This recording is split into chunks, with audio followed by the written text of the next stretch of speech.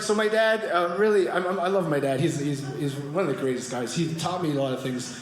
He also taught me how to fight. Like, he was a martial artist, and I got into Brazilian Jiu-Jitsu. What happened was, so the UFC, here's a quick story before I continue. The UFC started in 1993 in Denver, Colorado, but it was happening in Brazil in the 30s. A family called the Gracie family learned jiu-jitsu from Japanese tourists, took it in their own family, and then made it a martial art on the streets. And in 1992, they promoted the UFC through this thing called the Gracie Jiu-Jitsu Challenge. If you could beat any of the Gracie brothers, you get $10,000.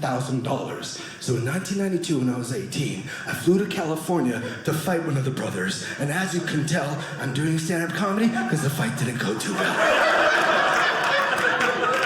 This is when you know people are good in what they do. They don't take nothing serious. It's too easy. I walked in, I want to fight. I want the 10 grand. They're like, oh, very cute, very cute.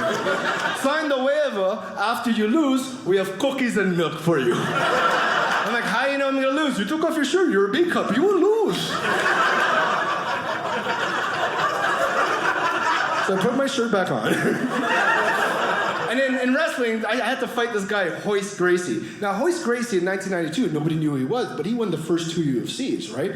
And so he was 26 years old, 6'2", he couldn't speak English yet, so I had to fight him. And I was a wrestler in high school, so this is my thought. I'm gonna pick him up, put him down, and beat him up, and take that 10 grand. This is why you don't fight a professional fighter. This is how fast the fight went. I picked him up, put him down, right before I punched him, I woke up.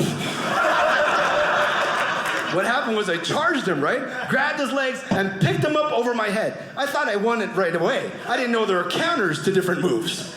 My head was under his armpit, so he took his other bicep, grabbed it, and when I slammed him, he choked me out with my own body weight. It's called the guillotine. I was out cold in a right angle position. Then I woke up, I'm like, what happened? And he's like, you didn't tap out. I'm like, why can you speak English now? If you can't breathe, tell me, I'll let you go. Why you telling me before we fought, man? Across the room, I see my brother getting choked up with his brother. I'm like, hey, tap out, they're cheaters!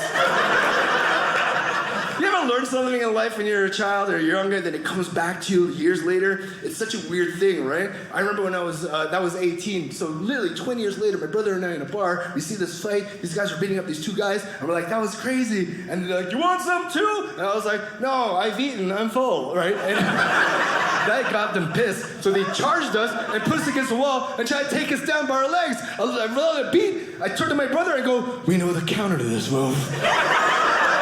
Take your guy, I'll take my guy. Pull! Both these guys passed out. Cops came in. What happened here? Not our fault. They don't know how to tap out.